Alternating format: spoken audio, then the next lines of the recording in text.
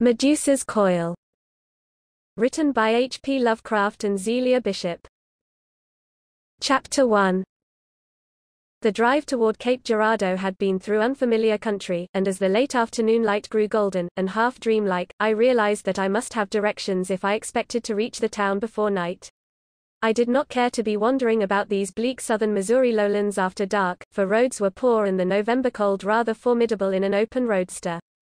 Black clouds, too, were massing on the horizon, so I looked about among the long, gray and blue shadows that streaked the flat, brownish fields, hoping to glimpse some house where I might get the needed information.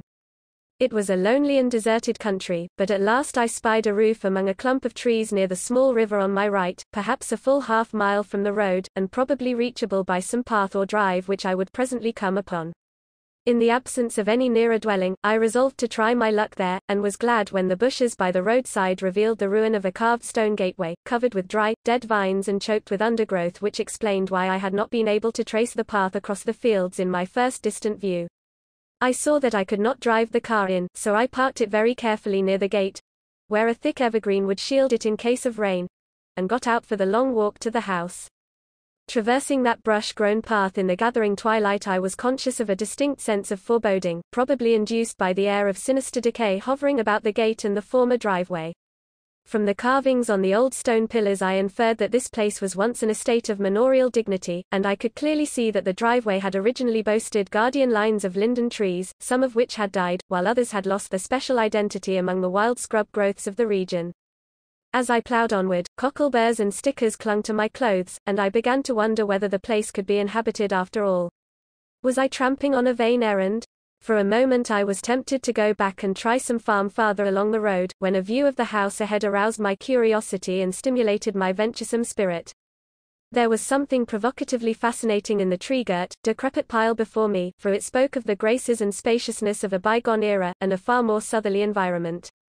It was a typical wooden plantation house of the classic, early 19th century pattern, with 2.5 stories and a great Ionic portico whose pillars reached up as far as the attic and supported a triangular pediment. Its state of decay was extreme and obvious, one of the vast columns having rotted and fallen to the ground, while the upper piazza or balcony had sagged dangerously low. Other buildings, I judged, had formerly stood near it. As I mounted the broad stone steps to the low porch and the carved and fan-lighted doorway, I felt distinctly nervous, and started to light a cigarette, desisting when I saw how dry and inflammable everything about me was. Though now convinced that the house was deserted, I nevertheless hesitated to violate its dignity without knocking, so tugged at the rusty iron knocker until I could get it to move, and finally set up a cautious rapping which seemed to make the whole place shake and rattle. There was no response, yet once more I plied the cumbrous, creaking device, as much to dispel the sense of unholy silence and solitude as to arouse any possible occupant of the ruin. Somewhere near the river I heard the mournful note of a dove, and it seemed as if the coursing water itself were faintly audible. Half in a dream, I seized and rattled the ancient latch, and finally gave the great 6-paneled door a frank trying. It was unlocked, as I could see in a moment, and though it stuck and grated on its hinges, I began to push it open, stepping through it into a vast shadowy hall as I did so. But the moment I took this step I regretted it. It was not that a legion of specters confronted me in that dim and dusty hall, with the ghostly empire furniture, but that I knew all at once that the place was not deserted at all. There was a creaking on the great curved staircase, and the sound of faltering footsteps slowly descending. Then I saw a tall, bent figure silhouetted for an instant against the great Palladian window on the landing. My first start of terror was soon over, and as the figure descended the final flight I was ready to greet the householder whose privacy I had invaded. In the semi-darkness I could see him reach in his pocket for a match. There came a flare as he lighted a small kerosene lamp which stood on a rickety console table near the foot of the stairs. In the feeble glow was revealed the stooping figure of a very tall, emaciated old man, disordered as to dress and unshaved as to face, yet for all that with the bearing and expression of a gentleman. I did not wait for him to speak, but at once began to explain my presence. You'll pardon my coming in like this, but when my knocking didn't raise anybody I concluded that no one lived here. What I wanted originally was to know the right road to Cape Girardeau. The shortest road, that is. I wanted to get there before dark, but now, of course. As I paused, the man spoke, in exactly the cultivated tone I had expected, and with a mellow accent as unmistakably southern as the house he inhabited. Rather, you must pardon me for not answering your knock more promptly. I live in a very retired way, and am not usually expecting visitors. At first I thought you were a mere curiosity seeker. Then when you knocked again I started to answer, but I am not well and have to move very slowly. Spinal neuritis. Very troublesome case. But as for your getting to town before dark, it's plain you can't do that. The road you are on, for I suppose you came from the gate, is not the best or shortest way. What you must do is to take your first left after you leave the gate. That is, the first real road to your left. There are 3 or 4 cart paths you can ignore, but you can't mistake the real road because of the extra large willow tree on the right just opposite it. Then when you've turned, keep on past 2 roads and turn to the right along the 3rd. After that. Perplexed by these elaborate directions, confusing things indeed to a total stranger, I could not help interrupting. Please wait a moment. How can I follow all these clues in pitch darkness, without ever having been near here before, and with only an indifferent pair of headlights to tell me what is and what isn't a road? Besides, I think it's going to storm pretty soon, and my car is an open one. It looks as if I were in a bad fix if I want to get to Cape Girardeau tonight. The fact is, I don't think I had better try to make it. I don't like to impose burdens, or anything like that. But in view of the circumstances, do you suppose you could put me up for the night? I won't be any trouble. No meals, or anything. Just let me have a corner to sleep until daylight, and I am all right. I can leave the car in the road where it is. A bit of wet weather won't hurt it if worst comes to worst. As I made my sudden request, I could see the old man's face lose its former expression of quiet resignation and take on an odd, surprised look. Sleep. Here. He seemed so astonished at my request that I repeated it. Yes, why not? I assure you I won't be any trouble. What else can I do? I am a stranger hereabouts. These roads are a labyrinth in the dark, and I will wager it will be raining torrents outside of an hour. This time it was my host's turn to interrupt, and as he did so I could feel a peculiar quality in his deep, musical voice. A stranger? Of course you must be, else you wouldn't think of sleeping here, wouldn't think of coming here at all. People don't come here nowadays. He paused, and my desire to stay was increased 1,000-fold by the sense of mystery his laconic words seemed to evoke. There was surely something alluringly queer about this place, and the pervasive musty smell seemed to cloak 1,000 secrets. Again I noticed the extreme decrepitude of everything about me, manifest even in the feeble rays of the single small lamp. I felt woefully chilly, and saw with regret that no heating seemed to be provided, yet so great was my curiosity that I still wished most ardently to stay and learn something of the recluse and his dismal abode. Let that be as it may, I replied. I can't help about other people. But I surely would like to have a spot to stop till daylight. Still, if people don't relish this place, mayn't it be because it's getting so run down? Of course I suppose it would take a fortune to keep such an estate up. But if the burden's too great, why don't you look for smaller quarters? Why try to stick it out here in this way? With all the hardships and discomforts. The man did not seem offended, but answered me very gravely. Surely you may stay if you really wish to. You can come to no harm that I know of. But others claim there are certain peculiarly undesirable influences here. As for me, I stay here because I have to. There is something I feel it a duty to guard. Something that holds me. I wish I had the money and health and ambition to take decent care of the house and grounds. With my curiosity still more heightened, I prepared to take my host at his word, and followed him slowly upstairs when he motioned me to do so. It was very dark now, and a faint pattering outside told me that the threatened rain had come. I would have been glad of any shelter, but this was doubly welcome because of the hints of mystery about the place and its master. For an incurable lover of the grotesque, no more fitting haven could have been provided. Chapter 2. There was a second-floor corner room in less unkempt shape than the rest of the house, and into this my host led me, setting down his small lamp, and lighting a somewhat larger one. From the cleanliness and contents of the room, and from the books ranged along the walls, I could see that I had not guessed amiss in thinking the man a gentleman of taste and breeding. He was a hermit and eccentric, no doubt, but he still had standards and intellectual interests. As he waved me to a seat, I began a conversation on general topics, and was pleased to find him not at all taciturn. If anything, he seemed glad of someone to talk to, and did not even attempt to swerve the discourse from personal topics. He was, I learned, one Antoine de Russy, of an ancient, powerful, and cultivated line of Louisiana planters. More than a century ago his grandfather, a younger son, had migrated to southern Missouri and founded a new estate in the lavish ancestral manner, building this pillared mansion and surrounding it with all the accessories of a great plantation. There had been, at one time, as many as 200 Negroes in the cabins which stood on the flat ground in the rear, ground that the river had now invaded, and to hear them singing and laughing and playing the banjo at night was to know the fullest charm of a civilization and social order now sadly extinct. In front of the house, where the great guardian oaks and willows stood, there had been a lawn like a broad green carpet, always watered and trimmed and with flag-stoned, flower-bordered walks curving through it.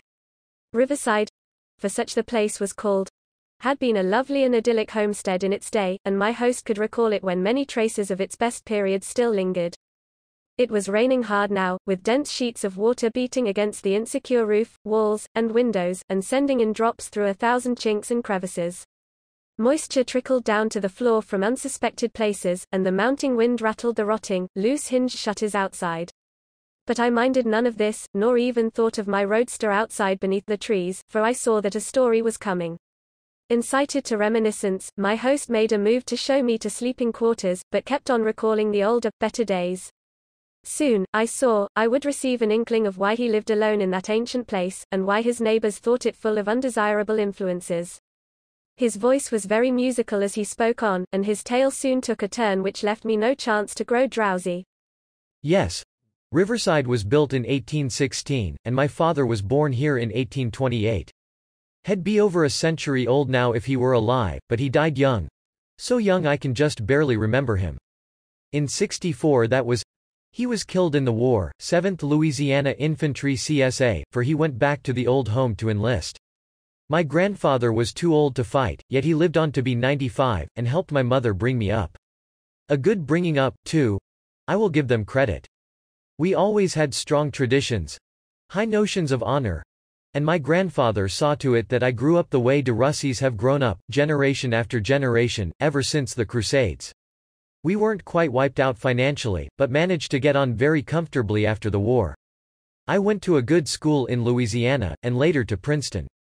Later on I was able to get the plantation on a fairly profitable basis, though you see what it's come to now. My mother died when I was 20, and my grandfather 2 years later. It was rather lonely after that, and in '85 I married a distant cousin in New Orleans. Things might have been different if she had lived, but she died when my son Dennis was born. Then I had only Dennis. I didn't try marriage again, but gave all my time to the boy. He was like me. Like all the de Russys. Darkish and tall and thin, and with the devil of a temper. I gave him the same training my grandfather had given me, but he didn't need much training when it came to points of honor. It was in him, I reckon. Never saw such high spirit. All I could do to keep him from running away to the Spanish War when he was 11. Romantic young devil, too. Full of high notions. You'd call him Victorian, now. No trouble at all to make him let the nigger wenches alone. I sent him to the same school I had gone to, and to Princeton, too. He was class of 1909. In the end he decided to be a doctor, and went a year to the Harvard Medical School. Then he hit on the idea of keeping to the old French tradition of the family, and argued me into sending him across to the Sorbonne. I did, and proudly enough, though I knew how lonely I would be with him so far off. Would to God I hadn't. I thought he was the safest kind of a boy to be in Paris. He had a room in the Rue Saint-Jacques. That's near the university in the Latin Quarter. But according to his letters and his friends he didn't cut up with the gayer dogs at all. The people he knew were mostly young fellows from home. Serious students and artists who thought more of their work than of striking attitudes and painting the town red. But of course there were lots of fellows who were on a sort of dividing line between serious studies and the devil. The aesthetes. The decadents, you know. Experimenters in life and sensation. The Baudelaire kind of a chap. Naturally Dennis ran up against a good many of these, and saw a good deal of their life. They had all sorts of crazy circles and cults. Imitation devil worship, fake black masses, and the like. Doubt if it did them much harm on the whole. Probably most of them forgot all about it in a year or two. One of the deepest in this queer stuff was a fellow Dennis had known at school. For that matter, whose father I had known myself. Frank Marsh, of New Orleans. Disciple of Lafcadio Hearn and Gauguin and Van Gogh. Regular epitome of the yellow 90s. Poor devil. He had the makings of a great artist, at that. Marsh was the oldest friend Dennis had in Paris, so as a matter of course they saw a good deal of each other. To talk over old times at St. Clair Academy, and all that. The boy wrote me a good deal about him, and I didn't see any especial harm when he spoke of the group of mystics Marsh ran with. It seems there was some cult of prehistoric Egyptian and Carthaginian magic having a rage among the Bohemian element on the left bank. Some nonsensical thing that pretended to reach back to forgotten sources of hidden truth in lost African civilizations. The Great Zimbabwe, the dead Atlantean cities in the Hagar region of the Sahara. And that had a lot of gibberish connected with snakes and human hair. At least, I called it gibberish, then. Dennis used to quote Marsh as saying odd things about the veiled facts behind the legend of Medusa's snaky locks. And behind the later Ptolemaic myth of Berenice, who offered up her hair to save her husband-brother, and had it set in the sky as the constellation Coma Berenices. I don't think this business made much impression on Dennis until the night of the queer ritual at Marsh's rooms when he met the priestess. Most of the devotees of this cult were young fellows, but the head of it was a young woman who called herself Tanit Isis, letting it be known that her real name—her name in this latest incarnation, as she put it—was Marceline Badar.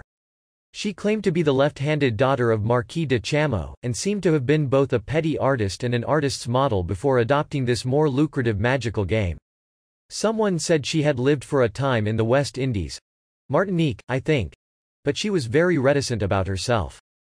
Part of her pose was a great show of austerity and holiness, but I don't think the more experienced students took that very seriously. Dennis, though, was far from experienced, and wrote me fully 10 pages of slush about the goddess he had discovered.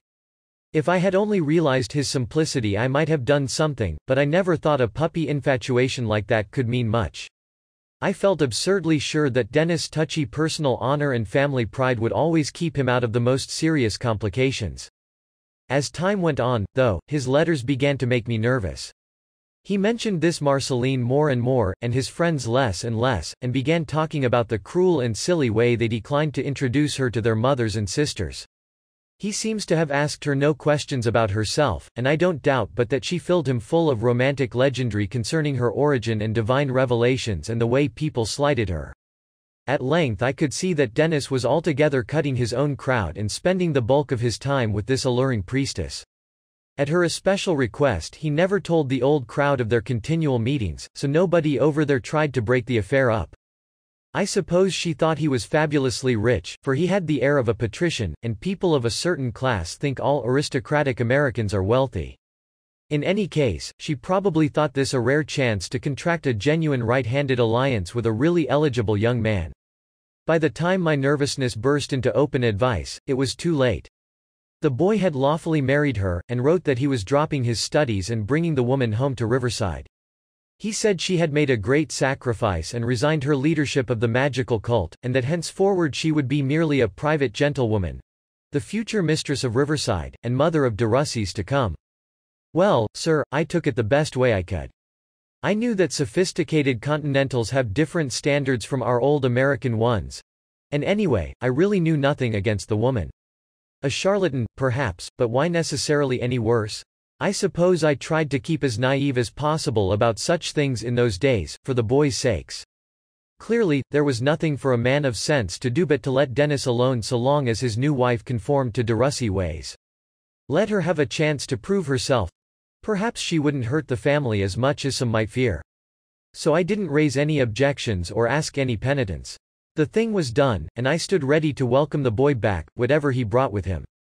They got here 3 weeks after the telegram telling of the marriage. Marceline was beautiful. There was no denying that, and I could see how the boy might very well get foolish about her. She did have an air of breeding, and I think to this day she must have had some strains of good blood in her. She was apparently not much over 20, of medium size, fairly slim, and as graceful as a tigress in posture and motions. Her complexion was a deep olive, like old ivory, and her eyes were large and very dark. She had small, classically regular features, though not quite clean-cut enough to suit my taste, and the most singular head of jet black hair that I ever saw. I didn't wonder that she had dragged the subject of hair into her magical cult, for with that heavy profusion of it the idea must have occurred to her naturally. Coiled up, it made her look like some oriental princess in a drawing of Aubrey Beardsley's. Hanging down her back, it came well below her knees and shone in the light as if it had possessed some separate, unholy vitality of its own. I would almost have thought of Medusa or Berenice myself, without having such things suggested to me, upon seeing and studying that hair. Sometimes I thought it moved slightly of itself, and tended to arrange itself in distinct ropes or strands, but this may have been sheer illusion. She brushed it incessantly, and seemed to use some sort of preparation on it. I got the notion once—a curious, whimsical notion—that it was a living thing which she had to feed in some strange way. All nonsense, but it added to my feeling of constraint about her and her hair. For I can't deny that I failed to like her wholly, no matter how hard I tried. I couldn't tell what the trouble was, but it was there. Something about her repelled me very subtly, and I could not help weaving morbid and macabre associations about everything connected with her. Her complexion called up thoughts of Babylon, Atlantis, Lemuria, and the terrible forgotten dominations of an elder world. Her eyes struck me sometimes as the eyes of some unholy forest creature or animal goddess too immeasurably ancient to be fully human, and her hair—that dense, exotic, overnourished growth of oily inkiness—made one shiver as a great black python might have done. There was no doubt but that she realized my involuntary attitude, though I tried to hide it, and she tried to hide the fact that she noticed it. Yet the boy's infatuation lasted. He positively fawned on her, and overdid all the little gallantries of daily life to a sickening degree. She appeared to return the feeling, though I could see it took a conscious effort to make her duplicate his enthusiasms and extravagances. For one thing, I think she was piqued to learn that we weren't as wealthy as she had expected. It was a bad business all told. I could see that sad undercurrents were arising. Dennis was half hypnotized with puppy love, and began to grow away from me as he felt my shrinking from his wife. This kind of thing went on for months, and I saw that I was losing my only son, the boy who had formed the center of all my thoughts and acts for the past quarter century. I will own that I felt bitter about it. What father wouldn't? And yet I could do nothing. Marceline seemed to be a good wife enough in those early months, and our friends received her without any quibbling or questioning. I was always nervous, though, about what some of the young fellows in Paris might write home to their relatives after the news of the marriage spread around. Despite the woman's love of secrecy, it couldn't remain hidden forever. Indeed, Dennis had written a few of his closest friends, in strict confidence, as soon as he was settled with her at Riverside. I got to staying alone in my room more and more, with my failing health as an excuse. It was about that time that my present spinal neuritis began to develop, which made the excuse a pretty good one. Dennis didn't seem to notice the trouble, or take any interest in me and my habits and affairs, and it hurt me to see how callous he was getting. I began to get sleepless, and often racked my brain in the night to try to find out what really was the matter. What it really was that made my new daughter-in-law so repulsive and even dimly horrible to me. It surely wasn't her old mystical nonsense, for she had left all the past behind her and never mentioned it once. She didn't even do any painting, although I understood that she had once dabbled in art. Oddly, the only ones who seemed to share my uneasiness were the servants. The darkies around the house seemed very sullen in their attitude toward her, and in a few weeks all save the few who were strongly attached to our family had left. These few, old Scipio and his wife Sarah, the cook Delilah, and Mary, Scipio's daughter, were as civil as possible, but plainly revealed that their new mistress commanded their duty rather than their affection. They stayed in their own remote part of the house as much as possible. McCabe, our white chauffeur, was insolently admiring rather than hostile, and another exception was a very old Zulu woman said to have come from Africa over 100 years before, who had been a sort of leader in her small cabin as a kind of family pensioner. Old Sophonisba always showed reverence whenever Marceline came near her, and one time I saw her kiss the ground where her mistress had walked. Blacks are superstitious animals, and I wondered whether Marceline had been talking any of her mystical nonsense to our hands in order to overcome their evident dislike. Chapter 3. Well, that's how we went on for nearly half a year. Then, in the summer of 1916, things began to happen. Toward the middle of June, Dennis got a note from his old friend Frank Marsh, telling of a sort of nervous breakdown which made him want to take a rest in the country. It was postmarked New Orleans. For Marsh had gone home from Paris when he felt the collapse coming on, and seemed a very plain though polite bid for an invitation from us. Marsh, of course, knew that Marceline was here, and asked very courteously after her.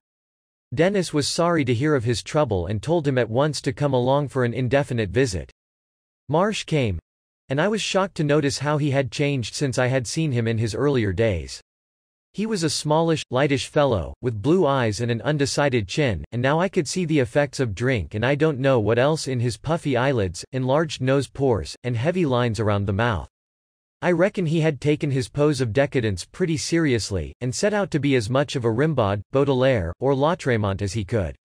And yet he was delightful to talk to, for like all decadents he was exquisitely sensitive to the color and atmosphere and names of things, admirably, thoroughly alive, and with whole records of conscious experience in obscure, shadowy fields of living and feeling which most of us pass over without knowing they exist. Poor young devil! If only his father had lived longer and taken him in hand. There was great stuff in the boy. I was glad of the visit, for I felt it would help to set up a normal atmosphere in the house again. And that's what it really seemed to do at first, for as I said, Marsh was a delight to have around. He was as sincere and profound an artist as I ever saw in my life, and I certainly believed that nothing on earth mattered to him except the perception and expression of beauty. When he saw an exquisite thing, or was creating one, his eyes would dilate until the light irises went nearly out of sight, leaving two mystical black pits in that weak, delicate, chalk-like face. Black pits opening on strange worlds which none of us could guess about. When he reached here, though, he didn't have many chances to show this tendency, for he had, as he told Dennis, gone quite stale. It seems he had been very successful as an artist of a bizarre kind, like Fuseli or Goya or Syme or Clark Ashton Smith, but had suddenly become played out. The world of ordinary things around him had ceased to hold anything he could recognize as beauty, that is, of enough force and poignancy to arouse his creative faculty. He had often been this way before, all decadents are, but this time he could not invent any new, strange, or outre sensation or experience which would supply the needed illusion of fresh beauty or stimulatingly adventurous expectancy. He was like a Dirtle or a Des Esseintes at the most jaded point of his curious orbit. Marceline was away when Marsh arrived. She hadn't been enthusiastic about his coming, and had refused to decline an invitation from some of our friends in St. Louis which came about that time for her and Dennis. Dennis, of course, stayed to receive his guest, but Marceline had gone on alone. It was the first time they had ever been separated, and I hoped the interval would help to dispel the sort of daze that was making such a fool of the boy. Marceline showed no hurry to get back, but seemed to me to prolong her absence as much as she could. Dennis stood it better than one would have expected from such a doting husband, and seemed more like his old self as he talked over other days with Marsh and tried to cheer the listless aesthete up. It was Marsh who seemed most impatient to see the woman, perhaps because he thought her strange beauty, or some phase of the mysticism which had gone into her one-time magical cult, might help to reawaken his interest in things and give him another start toward artistic creation. That there was no baser reason, I was absolutely certain from what I knew of Marsh's character. With all his weaknesses, he was a gentleman. And it had indeed relieved me when I first learned that he wanted to come here because his willingness to accept Dennis' hospitality proved that there was no reason why he should not. When, at last, Marceline did return, I could see that Marsh was tremendously affected.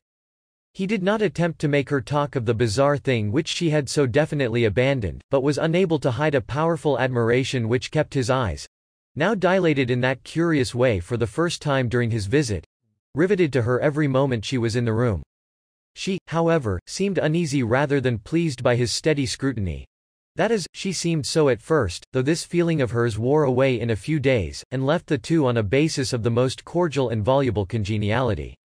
I could see Marsh studying her constantly when he thought no one was watching, and I wondered how long it would be that only the artist, and not the primitive man, would be aroused by her mysterious graces. Dennis naturally felt some irritation at this turn of affairs, though he realized that his guest was a man of honor and that, as kindred mystics and aesthetes, Marceline and Marsh would naturally have things and interests to discuss in which a more or less conventional person could have no part. He didn't hold anything against anybody, but merely regretted that his own imagination was too limited and traditional to let him talk with Marceline as Marsh talked. At this stage of things I began to see more of the boy. With his wife otherwise busy, he had time to remember that he had a father, And a father who was ready to help him in any sort of perplexity or difficulty. We often sat together on the veranda watching Marsh and Marceline as they rode up or down the drive on horseback, or played tennis on the court that used to stretch south of the house. They talked mostly in French, which Marsh, though he hadn't more than a quarter portion of French blood, handled more glibly than either Dennis or I could speak it. Marceline's English, always academically correct, was rapidly improving in accent, but it was plain that she relished dropping back into her mother tongue. As we looked at the congenial couple they made, I could see the boy's cheek and throat muscles tighten, though he wasn't a whit less ideal a host to Marsh, or a whit less considerate a husband to Marceline. All this was generally in the afternoon, for Marceline rose very late, had breakfast in bed, and took an immense amount of time preparing to come downstairs. I never knew of anyone so wrapped up in cosmetics, beauty exercises, hair oils, unguents, and everything of that kind.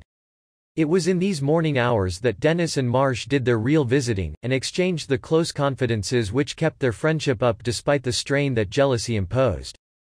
Well, it was in one of those morning talks on the veranda that Marsh made the proposition which brought on the end. I was laid up with some of my neuritis, but had managed to get downstairs and stretch out on the front parlor sofa near the long window. Dennis and Marsh were just outside, so I couldn't help hearing all they said. They had been talking about art, and the curious, capricious environmental elements needed to jolt an artist into producing the real article, when Marsh suddenly swerved from abstractions to the personal application he must have had in mind from the start. I suppose, he was saying, that nobody can tell just what it is in some scenes or objects that makes them aesthetic stimuli for certain individuals.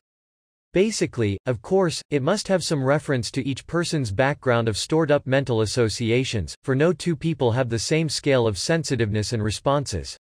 We decadents are artists for whom all ordinary things have ceased to have any emotional or imaginative significance, but no one of us responds in the same way to exactly the same extraordinary thing. Now take me, for instance. He paused and resumed. I know, Denny, that I can say these things to you because you have such a preternaturally unspoiled mind. Clean, fine, direct, objective, and all that. You won't misunderstand as an oversubtilized, effete man of the world might. He paused once more. The fact is, I think I know what's needed to set my imagination working again. I've had a dim idea of it ever since we were in Paris, but I'm sure now. It's Marceline, old chap. That face and that hair, and the train of shadowy images they bring up. Not merely visible beauty, though God knows there's enough of that, but something peculiar and individualized, that can't exactly be explained. Do you know, in the last few days I've felt the existence of such a stimulus so keenly that I honestly think I could outdo myself. Break into the real masterpiece class if I could get hold of paint and canvas at just the time when her face and hair set my fancy stirring and weaving. There's something weird and otherworldly about it. Something joined up with the dim ancient thing Marceline represents. I don't know how much she's told you about that side of her, but I can assure you there's plenty of it. She has some marvelous links with the outside. Some change in Dennis' expression must have halted the speaker here, for there was a considerable spell of silence before the words went on. I was utterly taken aback, for I had expected no such overt development like this, and I wondered what my son could be thinking. My heart began to pound violently, and I strained my ears in the frankest of intentional eavesdropping. Then Marsh resumed. Of course you're jealous. I know how a speech like mine must sound. But I can swear to you that you needn't be. Dennis did not answer, and Marsh went on. To tell the truth, I could never be in love with Marceline. I couldn't even be a cordial friend of hers in the warmest sense. Why, damn it all, I felt like a hypocrite talking with her these days as I've been doing. The case simply is, that one phase of her half hypnotizes me in a certain way. A very strange, fantastic, and dimly terrible way. Just as another phase half hypnotizes you in a much more normal way. I see something in her. Or to be psychologically exact, something through her or beyond her. That you don't see at all. Something that brings up a vast pageantry of shapes from forgotten abysses, and makes me want to paint incredible things whose outlines vanish the instant I try to envisage them clearly. Don't mistake, Denny, your wife is a magnificent being, a splendid focus of cosmic forces who has a right to be called divine if anything on earth has. I felt a clearing of the situation at this point, for the abstract strangeness of Marsh's expressed statement, plus the flattery he was now heaping on Marceline, could not fail to disarm and mollify one as fondly proud of his consort as Dennis always was. Marsh evidently caught the change himself, for there was more confidence in his tone as he continued. I must paint her, Denny. Must paint that hair. And you won't regret it. There's something more than mortal about that hair.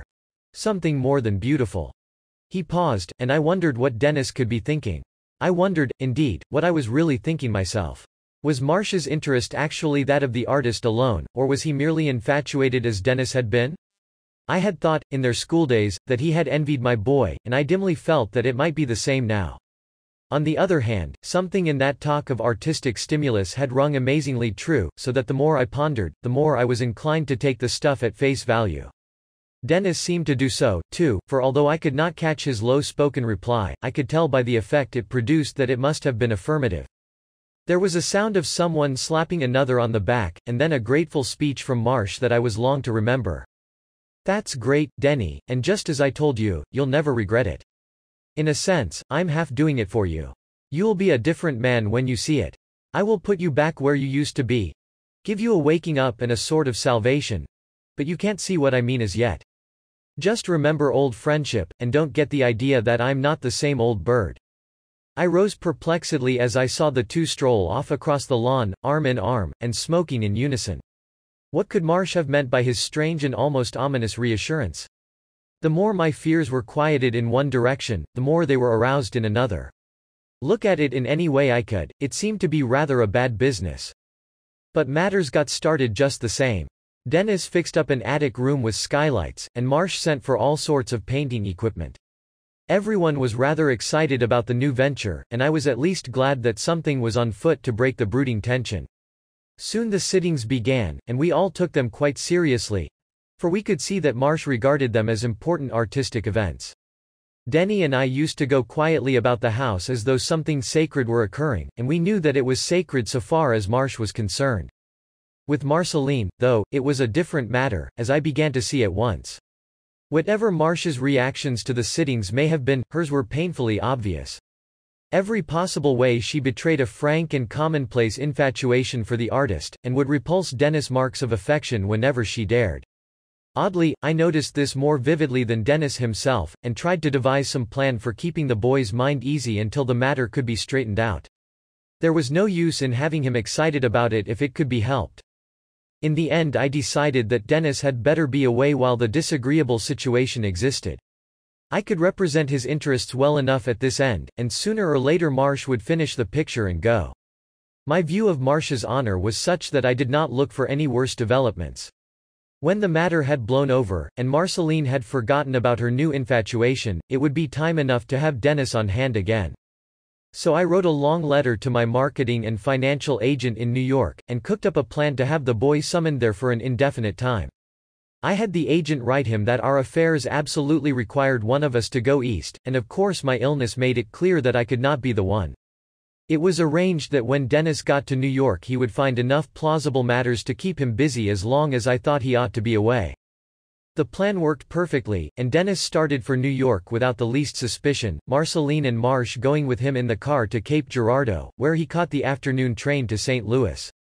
They returned about dark, and as McCabe drove the car back to the stables I could hear them talking on the veranda—in those same chairs near the long parlor window where Marsh and Dennis had sat when I overheard them talk about the portrait. This time I resolved to do some intentional eavesdropping, so quietly went down to the front parlor and stretched out on the sofa near the window. At first I could not hear anything, but very shortly there came a sound as of a chair being shifted, followed by a short, sharp breath and a sort of inarticulately hurt exclamation from Marceline. Then I heard Marsh speaking in a strained, almost formal voice. "I would enjoy working tonight if you're not too tired." Marceline's reply was in the same hurt tone which had marked her exclamation. She used English as he had done. "Oh, Frank, is that really all you care about? Forever working. Can't we just sit out in this glorious moonlight?" He answered impatiently, his voice showing a certain contempt beneath the dominant quality of artistic enthusiasm. "Moonlight. Good God, what cheap sentimentality. For a supposedly sophisticated person you surely do hang on to some of the crudest claptrap that ever escaped from the dime novels. With art at your elbow, you have to think of the moon. Cheap as a spotlight at the varieties. Or perhaps it makes you think of the Rudma's dance around the stone pillars at Auteuil. Hell, how you used to make those goggle-eyed yaps stare. But no. I suppose you've dropped all that now. No more Atlantean magic or hair snake rites for Madame de Russie. I'm the only one to remember the old things. The things that came down through the temples of Tanit and echoed on the ramparts of Zimbabwe. But I won't be cheated of that remembrance. All that is weaving itself into the thing on my canvas.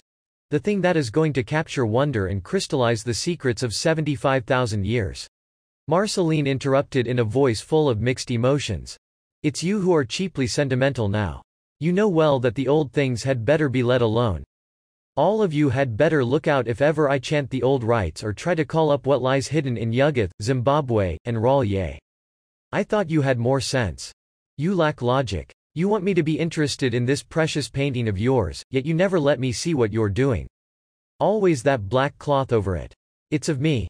I should not think it would matter if I saw it. Marsh was interrupting this time, his voice curiously hard and strained. No, not now. You'll see it in due course of time. You say it's of you. Yes, it's that, but it's more. If you knew, you mightn't be so impatient. Poor Dennis. My God, it's a shame.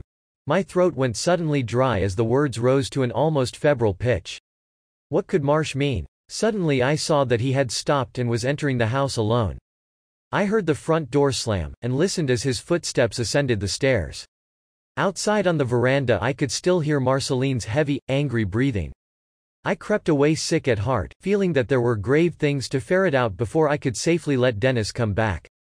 After that evening the tension around the place was even worse than before. Marceline had always lived on flattery and fawning, and the shock of those few blunt words from Marsh was too much for her temperament.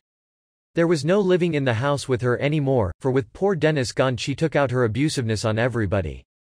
When she could find no one indoors to quarrel with she would go out to Sophonisba's cabin and spend hours talking with the queer old Zulu woman. Aunt Sophie was the only person who would fawn abjectly enough to suit her, and when I tried once to overhear their conversation I found Marceline whispering about elder secrets and unknown Kadith while the negress rocked to and fro in her chair, making inarticulate sounds of reverence and admiration every now and then. But nothing could break her dog-like infatuation for Marsh. She would talk bitterly and sullenly to him, yet was getting more and more obedient to his wishes. It was very convenient for him, since he now became able to make her pose for the picture whenever he felt like painting. He tried to show gratitude for this willingness, but I thought I could detect a kind of contempt or even loathing beneath his careful politeness. For my part, I frankly hated Marceline. There was no use in calling my attitude anything as mild as mere dislike these days. Certainly, I was glad Dennis was away. His letters, not nearly so frequent as I wished, showed signs of strain and worry. As the middle of August went by I gathered from Marsh's remarks that the portrait was nearly done. His mood seemed increasingly sardonic, though Marceline's temper improved a bit as the prospect of seeing the thing tickled her vanity. I can still recall the day when Marsh said he would have everything finished within a week. Marceline brightened up perceptibly, though not without a venomous look at me. It seemed as if her coiled hair visibly tightened about her head. I'm to be the first to see it, she snapped. Then, smiling at Marsh, she said, and if I don't like it I shall slash it to pieces. Marsh's face took on the most curious look I have ever seen it wear as he answered her. I can't vouch for your taste, Marceline, but I swear it will be magnificent. Not that I want to take much credit. Art creates itself. And this thing had to be done. Just wait. During the next few days I felt a queer sense of foreboding, as if the completion of the picture meant a kind of catastrophe instead of a relief. Dennis, too, had not written me, and my agent in New York said he was planning some trip to the country. I wondered what the outcome of the whole thing would be. What a queer mixture of elements. Marsh and Marceline, Dennis and I, how would all these ultimately react on one another? When my fears grew too great I tried to lay them all to my infirmity, but that explanation never quite satisfied me. Chapter 4. Well, the thing exploded on Tuesday, the 26th of August. I had risen at my usual time and had breakfast, but was not good for much because of the pain in my spine. It had been troubling me badly of late, and forcing me to take opiates when it got too unbearable. Nobody else was downstairs except the servants, though I could hear Marceline moving about in her room. Marsh slept in the attic next his studio, and had begun to keep such late hours that he was seldom up till noon. About 10 o'clock the pain got the better of me, so that I took a double dose of my opiate and lay down on the parlor sofa. The last I heard was Marceline's pacing overhead. Poor creature. If I had known. She must have been walking before the long mirror admiring herself. That was like her. Vain from start to finish, reveling in her own beauty, just as she reveled in all the little luxuries Dennis was able to give her. I didn't wake up till near sunset, and knew instantly how long I had slept from the golden light and long shadows outside the long window. Nobody was about, and a sort of unnatural stillness seemed to be hovering over everything. From afar, though, I thought I could sense a faint howling, wild and intermittent, whose quality had a slight but baffling familiarity about it. I'm not much for psychic premonitions, but I was frightfully uneasy from the start. There had been dreams, even worse than the ones I had been dreaming in the weeks before, and this time they seemed hideously linked to some black and festering reality. The whole place had a poisonous air. Afterward I reflected that certain sounds must have filtered through to my unconscious brain during those hours of drugged sleep. My pain, though, was very much eased, and I rose and walked without difficulty. Soon enough I began to see that something was wrong. Marsh and Marceline might have been riding, but someone ought to have been getting dinner in the kitchen. Instead, there was only silence, except for that faint distant howl or wail, and nobody answered when I pulled the old-fashioned bell cord to summon Scipio. Then, chancing to look up, I saw the spreading stain on the ceiling. The bright red stain, that must have come through the floor of Marceline's room. In an instant I forgot my crippled back and hurried upstairs to find out the worst. Everything under the sun raced through my mind as I struggled with the dampness-warped door of that silent chamber, and most hideous of all was a terrible sense of malign fulfillment and fatal expectedness. I had, it struck me, known all along that nameless horrors were gathering, that something profoundly and cosmically evil had gained a foothold under my roof from which only blood and tragedy could result. The door gave at last, and I stumbled into the large room beyond, all dim from the branches of the great trees outside the windows. For a moment I could do nothing but flinch at the faint evil odor that immediately struck my nostrils. Then, turning on the electric light and glancing around, I glimpsed a nameless blasphemy on the yellow and blue rug. It lay face down in a great pool of dark, thickened blood, and had the gory print of a shod human foot in the middle of its naked back. Blood was spattered everywhere, on the walls, furniture, and floor. My knees gave way as I took in the sight, so that I had to stumble to a chair and slump down.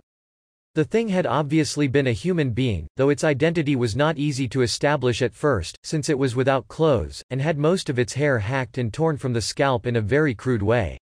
It was of a deep ivory color, and I knew that it must have been Marceline. The shoe print on the back made the thing seem all the more hellish. I could not even picture the strange, loathsome tragedy which must have taken place while I slept in the room below. When I raised my hand to wipe my dripping forehead I saw that my fingers were sticky with blood.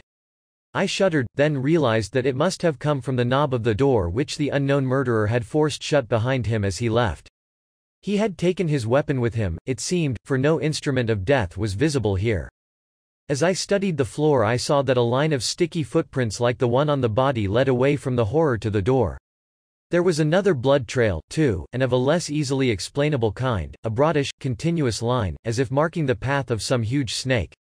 At first I concluded it must be due to something the murderer had dragged after him. Then, noting the way some of the footprints seemed to be superimposed on it, I was forced to believe that it had been there when the murderer left. But what crawling entity could have been in that room with the victim and her assassin, leaving before the killer when the deed was done? As I asked myself this question I thought I heard fresh bursts of that faint, distant wailing. Finally, rousing myself from a lethargy of horror, I got on my feet again and began following the footprints. Who the murderer was, I could not even faintly guess, nor could I try to explain the absence of the servants. I vaguely felt that I ought to go up to Marsh's attic quarters, but before I had fully formulated the idea I saw that the bloody trail was indeed taking me there. Was he himself the murderer? Had he gone mad under the strain of the morbid situation and suddenly run amok? In the attic corridor the trail became faint, the prints almost ceasing as they merged with the dark carpet.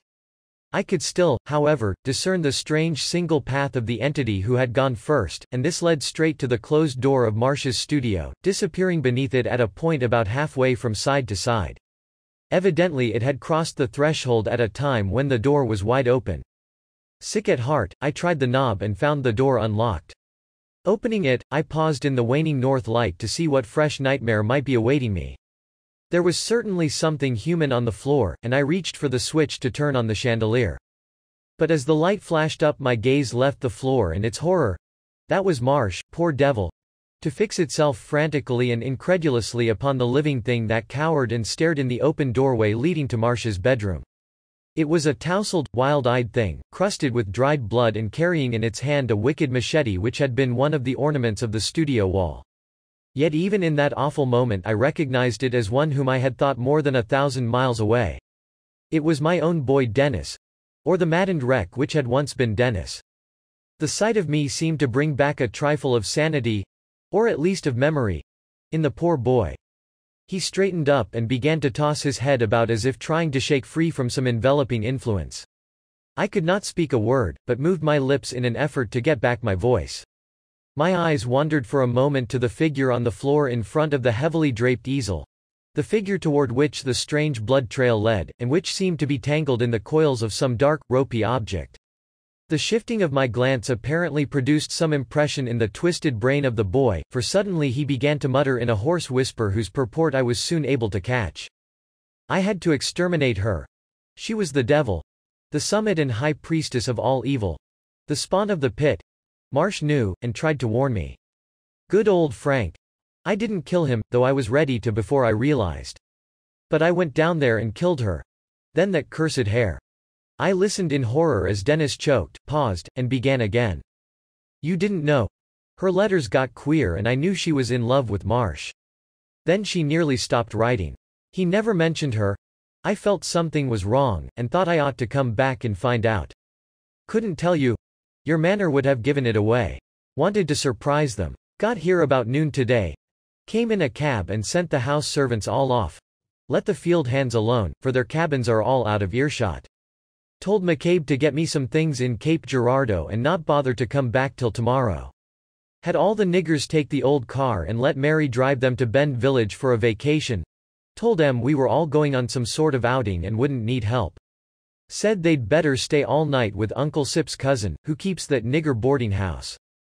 Dennis was getting very incoherent now, and I strained my ears to grasp every word. Again I thought I heard that wild, far-off wail, but the story had first place for the present. Saw you sleeping in the parlor, and took a chance you wouldn't wake up. Then went upstairs on the quiet to hunt up Marsh and that woman. The boy shuddered as he avoided pronouncing Marceline's name. At the same time I saw his eyes dilate in unison with a bursting of the distant crying, whose vague familiarity had now become very great. She was not in her room, so I went up to the studio. Door was shut, and I could hear voices inside. Didn't knock. Just burst in and found her posing for the picture. Nude, but with that hellish hair all draped around her. And making all sorts of sheep's eyes at Marsh. He had the easel turned half away from the door, so I couldn't see the picture. Both of them were pretty well jolted when I showed up, and Marsh dropped his brush. I was in a rage and told him he would have to show me the portrait, but he got calmer every minute. Told me it wasn't quite done, but would be in a day or two. Said I could see it then. She hadn't seen it. But that didn't go with me. I stepped up, and he dropped a velvet curtain over the thing before I could see it. He was ready to fight before letting me see it, but she stepped up and sided with me. Said we ought to see it. Frank got horribly worked up, and gave me a punch when I tried to get at the curtain. I punched back and seemed to have knocked him out. Then I was almost knocked out myself by the shriek that creature gave. She had drawn aside the hangings herself, and had caught a look at what Marsh had been painting. I wheeled around and saw her rushing like mad out of the room. Then I saw the picture. Madness flared up in the boy's eyes again as he got to this place, and I thought for a minute he was going to spring at me with his machete. But after a pause he partly steadied himself. Oh, God. That thing. Don't ever look at it. Burn it with the hangings around it and throw the ashes into the river. Marsh knew. And was warning me. He knew what it was. What that woman, that leopardess, or gorgon, or lamia, or whatever she was, actually represented. He had tried to hint to me ever since I met her in his Paris studio, but it couldn't be told in words. I thought they all wronged her when they whispered horrors about her. She had me hypnotized so that I couldn't believe the plain facts. But this picture has caught the whole secret. The whole monstrous background. God, but Frank is an artist. That thing is the greatest piece of work any living soul has produced since Rembrandt. It's a crime to burn it, but it would be a greater crime to let it exist, just as it would have been an abhorrent sin to let that she-demon exist any longer. The minute I saw it I understood what she was, and what part she played in the frightful secret that has come down from the days of Cthulhu and the Elder Ones. The secret that was nearly wiped out when Atlantis sank, but that kept half alive in hidden traditions and allegorical myths and furtive, midnight cult practices. For you know she was the real thing. It wasn't any fake. It would have been merciful if it had been a fake. It was the old, hideous shadow that philosophers never dared mention, the thing hinted at in the Necronomicon and symbolized in the Easter Island colossi. She thought we couldn't see through, that the false front would hold till we had bartered away our immortal souls. And she was half right. She would have got me in the end. She was only waiting. But Frank, good old Frank, was too much for me. He knew what it all meant, and painted it. I don't wonder she shrieked and ran off when she saw it. It wasn't quite done, but God knows enough was there. Then I knew I had got to kill her. Kill her, and everything connected with her.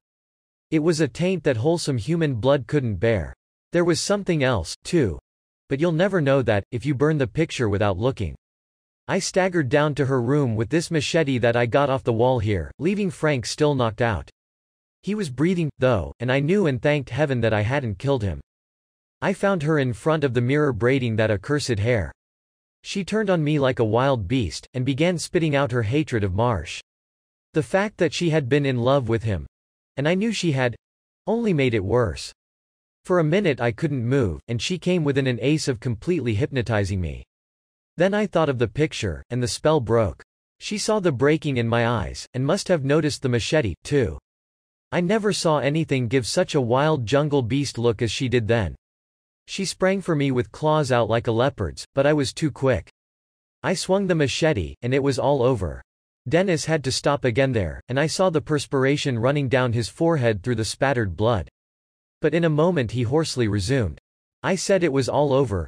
But God, some of it had only just begun. I felt I had fought the legions of Satan, and put my foot on the back of the thing I had annihilated. Then I saw that blasphemous braid of coarse black hair begin to twist and squirm of itself. I might have known it. It was all in the old tales. That damnable hair had a life of its own, that couldn't be ended by killing the creature itself. I knew I would have to burn it, so I started to hack it off with the machete. God, but it was devilish work. Tough. Like iron wires. But I managed to do it. And it was loathsome the way the big braid writhed and struggled in my grasp. About the time I had the last strand cut or pulled off I heard that eldritch wailing from behind the house. You know, it's still going off and on. I don't know what it is, but it must be something springing from this hellish business. It half seems like something I ought to know but can't quite place. It got my nerves the first time I heard it, and I dropped the severed braid in my fright. Then, I got a worse fright, for in another second the braid had turned on me and began to strike venomously with one of its ends which had knotted itself up like a sort of grotesque head. I struck out with the machete, and it turned away. Then, when I had my breath again, I saw that the monstrous thing was crawling along the floor by itself like a great black snake. I couldn't do anything for a while, but when it vanished through the door I managed to pull myself together and stumble after it. I could follow the broad, bloody trail, and I saw it led upstairs. It brought me here.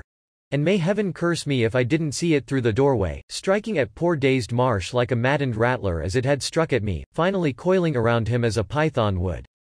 He had begun to come to, but that abominable serpent thing got him before he was on his feet. I knew that all of that woman's hatred was behind it, but I hadn't the power to pull it off. I tried, but it was too much for me. Even the machete was no good. I couldn't swing it freely or it would have slashed Frank to pieces. So I saw those monstrous coils tighten. Saw poor Frank crushed to death before my eyes. And all the time that awful faint howling came from somewhere beyond the fields. That's all. I pulled the velvet cloth over the picture and hope it'll never be lifted. The thing must be burnt. I couldn't pry the coils off poor, dead Frank. They cling to him like a leech, and seem to have lost their motion altogether. It's as if that snaky rope of hair has a kind of perverse fondness for the man it killed. It's clinging to him, embracing him. You'll have to burn poor Frank with it. But for God's sake don't forget to see it in ashes. That and the picture. They must both go. The safety of the world demands that they go." Dennis might have whispered more, but a fresh burst of distant wailing cut us short. For the first time we knew what it was, for a westerly veering wind brought articulate words at last. We ought to have known long before, since sounds much like it had often come from the same source. It was wrinkled Sophonisba, the ancient Zulu witch woman who had fawned on Marceline, keening from her cabin in a way which crowned the horrors of this nightmare tragedy. We could both hear some of the things she howled, and knew that secret and primordial bonds linked this savage sorceress with that other inheritor of elder secrets who had just been extirpated. Some of the words she used betrayed her closeness to demonic and Paleogean traditions. Iya, shub nigarath, ya rel ye, nagaji nubulu bi wana nololo. Ya, yo, poor Missy Tanit, poor Missy Isis. Master Klulu, come up out of the water and get your child. She done dead. She done dead. The hair ain't got no missus no more, Master Klulu. Old Sophie, she know. Old Sophie, she done got the black stone out of the big Zimbabwe in old Africa. Old Sophie, she done dance in the moonshine round the crocodile stone before the Nubangas catch her and sell her to the ship folks. No more Tanit. No more Isis. No more witch woman to keep the fire going in the big stone place. Ya, yo. Nagaji nubulu bi wana nololo. Iya. Shub nigarath. She dead. Old Sophie no. That wasn't the end of the wailing, but it was all I could pay attention to. The expression on my boy's face showed that it had reminded him of something frightful, and the tightening of his hand on the machete boded no good.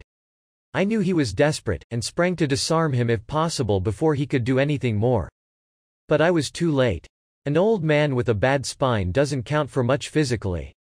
There was a terrible struggle, but he had done for himself before many seconds were over.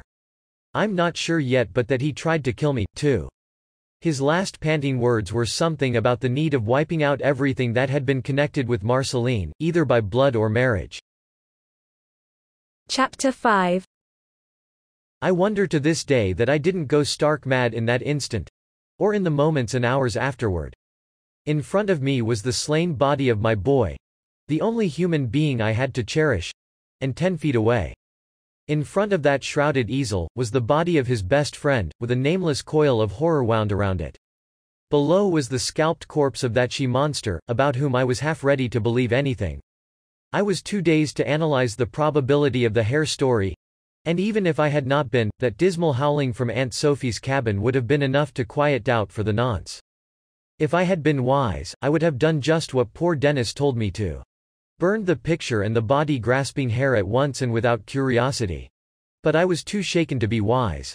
I suppose I muttered foolish things over my boy. And then I remembered that the night was wearing on and that the servants would be back in the morning. It was plain that a matter like this could never be explained, and I knew that I must cover things up and invent a story. That coil of hair around Marsh was a monstrous thing. As I poked at it with a sword which I took from the wall, I almost thought I felt it tighten its grip on the dead man. I didn't dare touch it. And the longer I looked at it, the more horrible things I noticed about it. One thing gave me a start.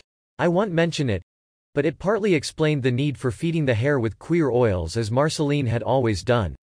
In the end I decided to bury all 3 bodies in the cellar, with quicklime, which I knew we had in the storehouse. It was a night of hellish work. I dug 3 graves.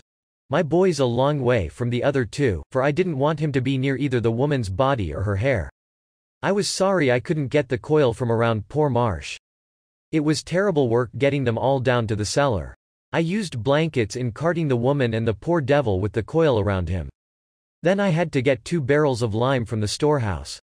God must have given me strength, for I not only moved them both but filled all 3 graves without a hitch. Some of the lime I made into whitewash. I had to take a stepladder and fix over the parlor ceiling where the blood had oozed through. And I burned nearly everything in Marceline's room, scrubbing the walls and floor and heavy furniture. I washed up the attic studio, too, and the trail and footprints that led there. And all the time I could hear old Sophie's wailing in the distance.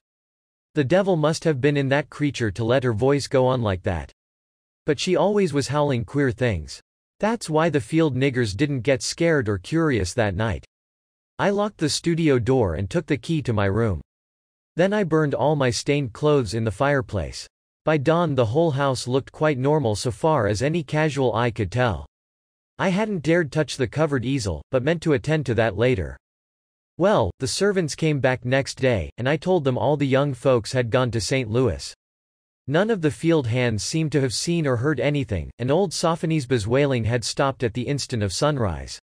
She was like a sphinx after that, and never let out a word of what had been on her brooding witch brain the day and night before. Later on I pretended that Dennis and Marsh and Marceline had gone back to Paris and had a certain discreet agency mail me letters from there. Letters I had fixed up in forged handwriting. It took a good deal of deceit and reticence to explain things to various friends, and I know people have secretly suspected me of holding something back. I had the deaths of Marsh and Dennis reported during the war, and later said Marceline had entered a convent. Fortunately, Marsh was an orphan whose eccentric ways had alienated him from his people in Louisiana. Things might have been patched up a good deal better for me if I had had the sense to burn the picture, sell the plantation, and give up trying to manage things with a shaken and overstrained mind. You see what my folly has brought me to. Failing crops, hands discharged one by one, place falling to ruin, and myself a hermit and a target for dozens of queer countryside stories. Nobody will come around here after dark nowadays, or any other time if it can be helped. That's why I knew you must be a stranger. And why do I stay here? I can't wholly tell you that. It's bound up too closely with things at the very rim of sane reality. It wouldn't have been so, perhaps, if I hadn't looked at the picture. I ought to have done as poor Dennis told me. I honestly meant to burn it when I went up to that locked studio a week after the horror, but I looked first. And that changed everything. No. There's no use telling what I saw. You can, in a way, see for yourself presently, though time and dampness have done their work. I don't think it can hurt you if you want to take a look, but it was different with me. I knew too much of what it all meant. Dennis had been right. It was the greatest triumph of human art since Rembrandt, even though still unfinished. I grasped that at the start, and knew that poor Marsh had justified his decadent philosophy. He was to painting what Baudelaire was to poetry. And Marceline was the key that had unlocked his inmost stronghold of genius. The thing almost stunned me when I pulled aside the hangings. Stunned me before I half knew what the whole thing was. You know, it's only partly a portrait. Marsh had been pretty literal when he hinted that he wasn't painting Marceline alone, but what he saw through her and beyond her. Of course she was in it, was the key to it, in a sense. But her figure only formed one point in a vast composition. She was nude except for that hideous web of hair spun around her, and was half-seated, half-reclining on a sort of bench or divan, carved in patterns unlike those of any known decorative tradition. There was a monstrously shaped goblet in one hand, from which was spilling fluid whose color I haven't been able to place or classify to this day. I don't know where Marsh even got the pigments. The figure and the divan were in the left-hand foreground of the strangest sort of scene I ever saw in my life. I think there was a faint suggestion of its all being a kind of emanation from the woman's brain, yet there was also a directly opposite suggestion, as if she were just an evil image or hallucination conjured up by the scene itself. I can't tell you now whether it's an exterior or an interior. Whether those hellish cyclopean vaultings are seen from the outside or the inside, or whether they are indeed carven stone and not merely a morbid fungus arborescence. The geometry of the whole thing is crazy. One gets the acute and obtuse angles all mixed up. And God, the shapes of nightmare that float around in that perpetual demon twilight. The blasphemies that lurk and leer and hold a witch's sabbat with that woman as a high priestess. The black shaggy entities that are not quite goats. The crocodile-headed beast with 3 legs and a dorsal row of tentacles. And the flat-nosed Egipans dancing in a pattern that Egypt's priests knew and called accursed. But the scene wasn't Egypt. It was behind Egypt, behind even Atlantis, behind fabled Mu, and myth-whispered Lemuria. It was the ultimate fountainhead of all horror on this earth, and the symbolism showed only too clearly how integral a part of it Marceline was. I think it must be the unmentionable relief that was not built by any creatures of this planet. The thing Marsh and Dennis used to talk about in the shadows with hushed voices. In the picture it appears that the whole scene is deep underwater, though everybody seems to be breathing freely.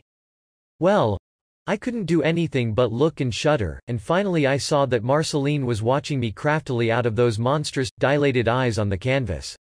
It was no mere superstition. Marsh had actually caught something of her horrible vitality in his symphonies of line and color, so that she still brooded and stared and hated, just as if most of her weren't down in the cellar under quicklime. And it was worst of all when some of those Hecate-born snaky strands of hair began to lift themselves up from the surface and grope out into the room toward me. Then it was that I knew the last final horror, and realized I was a guardian and a prisoner forever. She was the thing from which the first dim legends of Medusa and the Gorgons had sprung, and something in my shaken will had been captured and turned to stone at last. Never again would I be safe from those coiling snaky strands, the strands in the picture, and those that lay brooding under the lime near the wine casks. All too late I recalled the tales of the virtual indestructibility, even through centuries of burial, of the hair of the dead. My life since has been nothing but horror and slavery. Always there had lurked the fear of what broods down in the cellar. In less than a month the niggers began whispering about the great black snake that crawled around near the wine casks after dark, and about the curious way its trail would lead to another spot 6 feet away. Finally I had to move everything to another part of the cellar, for not a darky could be induced to go near the place where the snake was seen. Then the field hands began talking about the black snake that visited old Sophonisba's cabin every night after midnight. One of them showed me its trail. And not long afterward I found out that Aunt Sophie herself had begun to pay strange visits to the cellar of the big house, lingering and muttering for hours in the very spot where none of the other blacks would go near. God, but I was glad when that old witch died. I honestly believe she had been a priestess of some ancient and terrible tradition back in Africa. She must have lived to be almost 150 years old. Sometimes I think I hear something gliding around the house at night. There will be a queer noise on the stairs, where the boards are loose, and the latch of my room will rattle as if with an inward pressure. I always keep my door locked, of course. Then there are certain mornings when I seem to catch a sickish musty odor in the corridors, and notice a faint, ropey trail through the dust of the floors.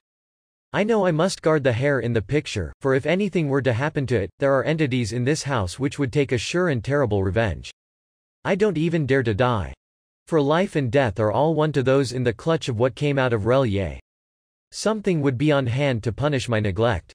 Medusa's coil has got me, and it will always be the same. Never mix up with secret and ultimate horror, young man, if you value your immortal soul. Chapter 6. As the old man finished his story I saw that the small lamp had long since burned dry, and that the large one was nearly empty. It must, I knew, be near dawn, and my ears told me that the storm was over. The tale had held me in a half-daze, and I almost feared to glance at the door lest it reveal an inward pressure from some unnameable source. It would be hard to say which had the greatest hold on me. Stark horror, incredulity, or a kind of morbid fantastic curiosity. I was wholly beyond speech and had to wait for my strange host to break the spell. Do you want to see the thing? His voice was very low and hesitant, and I saw he was tremendously in earnest. Of my various emotions, curiosity gained the upper hand, and I nodded silently. He rose, lighting a candle on a nearby table and holding it high before him as he opened the door. Come with me. Upstairs. I dreaded to brave those musty corridors again, but fascination downed all my qualms. The boards creaked beneath our feet, and I trembled once when I thought I saw a faint, rope-like line, traced in the dust near the staircase. The steps of the attic were noisy and rickety, with several of the treads missing. I was just glad of the need of looking sharply to my footing, for it gave me an excuse not to glance about. The attic corridor was pitch black and heavily cobwebbed, an inch deep with dust except where a beaten trail led to a door on the left at the farther end. As I noticed the rotting remains of a thick carpet I thought of the other feet which had pressed it in bygone decades. Of these, and of one thing which did not have feet. The old man took me straight to the door at the end of the beaten path, and fumbled a second with the rusty latch. I was acutely frightened now that I knew the picture was so close, yet dared not retreat at this stage. In another moment my host was ushering me into the deserted studio. The candlelight was very faint, yet served to show most of the principal features. I noticed the low, slanting roof, the huge enlarged dormer, the curios and trophies hung on the walls, and most of all, the great shrouded easel in the center of the floor. To that easel de Russie now walked, drawing aside the dusty velvet hangings on the side turned away from me, and motioning me silently to approach. It took a good deal of courage to make me obey, especially when I saw how my guide's eyes dilated in the wavering candle light as he looked at the unveiled canvas. But again curiosity conquered everything, and I walked around to where de Russie stood. Then I saw the damnable thing. I did not faint, though no reader can possibly realize the effort it took to keep me from doing so. I did cry out, but stopped short when I saw the frightened look on the old man's face. As I had expected, the canvas was warped, moldy, and scabrous from dampness and neglect. But, for all that, I could trace the monstrous hints of evil cosmic outsideness that lurked all through the nameless scene's morbid content, and perverted geometry. It was as the old man had said, a vaulted, columned hell of mingled black masses and witches' sabbaths, and what perfect completion could have added to it was beyond my power to guess. Decay had only increased the utter hideousness of its wicked symbolism and diseased suggestion, for the parts most affected by time were just those parts of the picture which in nature, or in that extra-cosmic realm that mocked nature, would be apt to decay or disintegrate. The utmost horror of all, of course, was Marceline. And as I saw the bloated, discolored flesh I formed the odd fancy that perhaps the figure on the canvas had some obscure, occult linkage with the figure which lay in quicklime under the cellar floor. Perhaps the lime had preserved the corpse instead of destroying it, but could it have preserved those black, malign eyes, that glared, and mocked at me from their painted hell? And there was something else about the creature which I could not fail to notice. Something which de Russie had not been able to put into words, but which perhaps had something to do with Dennis' wish to kill all those of his blood who had dwelt under the same roof with her. Whether Marsh knew, or whether the genius in him painted it without his knowing, none could say. But Dennis and his father could not have known till they saw the picture. Surpassing all in horror was the streaming black hair, which covered the rotting body, but which was itself not even slightly decayed. All I had heard of it was amply verified. It was nothing human, this ropey, sinuous, half-oily, half-crinkly flood of serpent darkness. Vile, independent life proclaimed itself at every unnatural twist and convolution, and the suggestion of numberless reptilian heads at the outturned ends was far too marked to be illusory or accidental. The blasphemous thing held me like a magnet.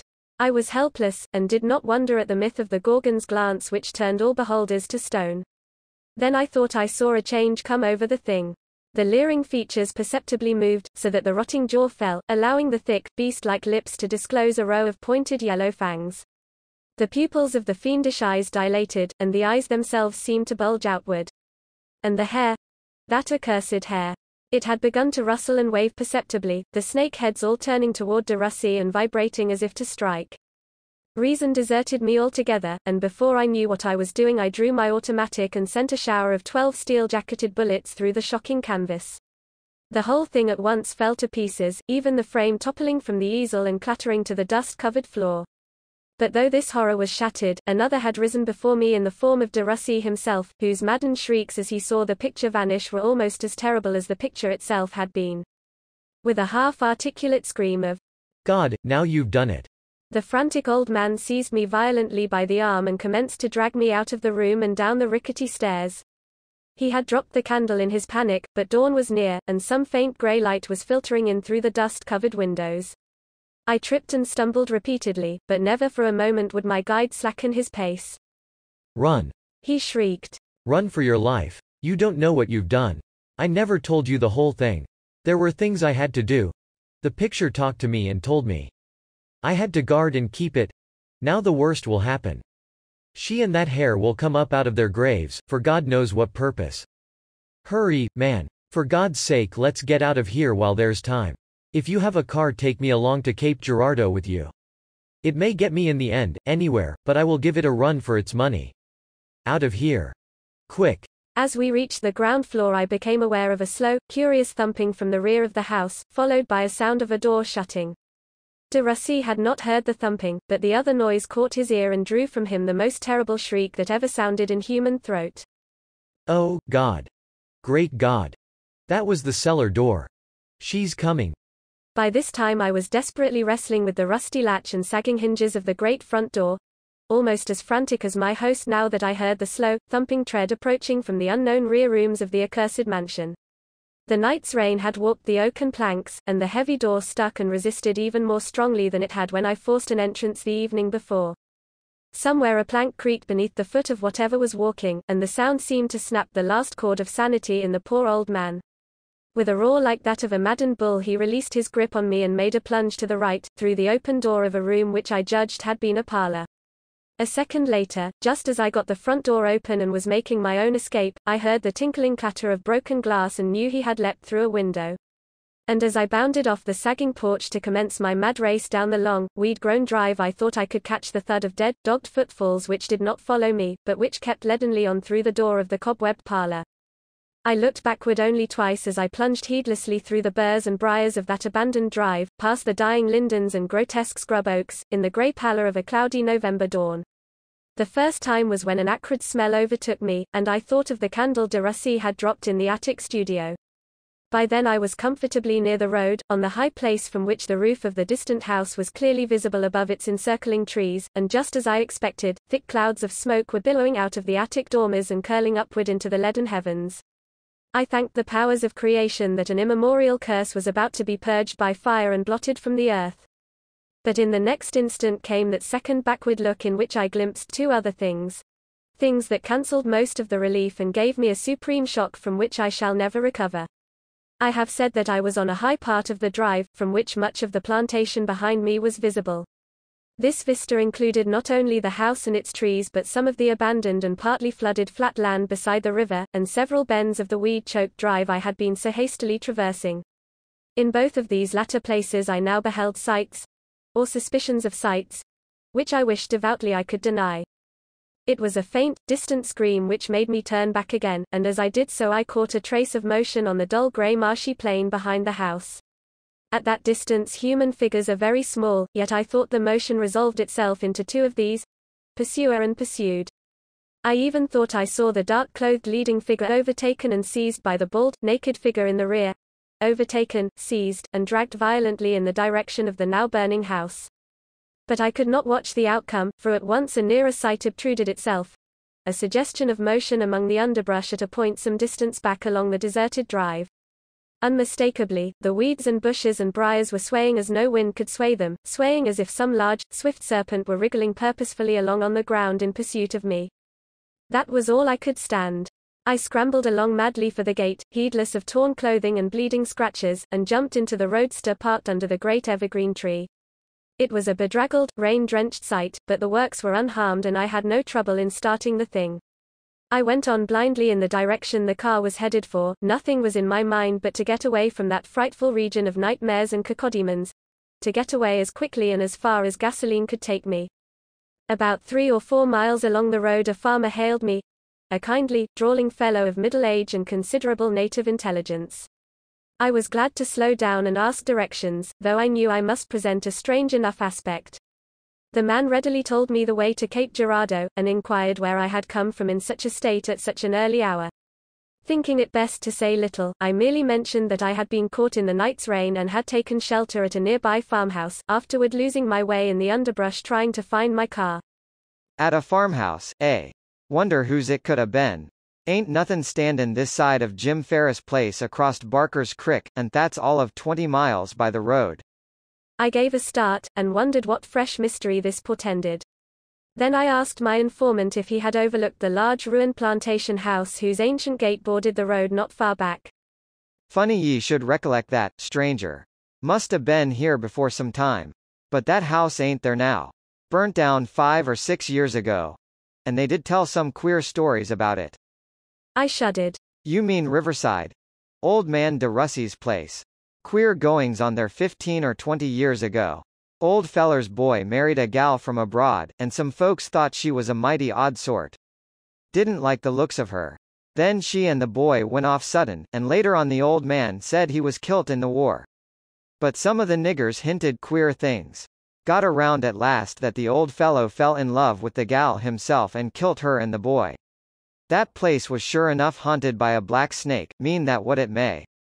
Then 5 or 6 years ago the old man disappeared and the house burned down. Some do say he was burnt up in it. It was a morning after a rainy night just like this, when lots of folks heard an awful yelling across the fields in old de Russie's voice. When they stopped and looked, they see the house going up in smoke quick as a wink. That place was all like tinder anyhow, rain or no rain. Nobody never seen the old man again, but once in a while they tell of the ghost of that big black snake gliding around. What do ye make of it, anyhow? You seem to have knowed the place. Didn't ye ever hear tell of the de Russies? What do you reckon was the trouble with that gal young Dennis married? She kinder made everybody shiver and feel hateful, though you couldn't never tell why. I was trying to think, but that process was almost beyond me now. The house burned down years ago. Then where, and under what conditions, had I passed the night? And why did I know what I knew of these things? Even as I pondered, I saw a hair on my coat sleeve. The short, grey hair of an old man. In the end I drove on without telling anything. But I did hint that gossip was wronging the poor old planter who had suffered so much. I made it clear, as if from distant but authentic reports wafted among friends, that if anyone was to blame for the trouble at Riverside it was the woman, Marceline.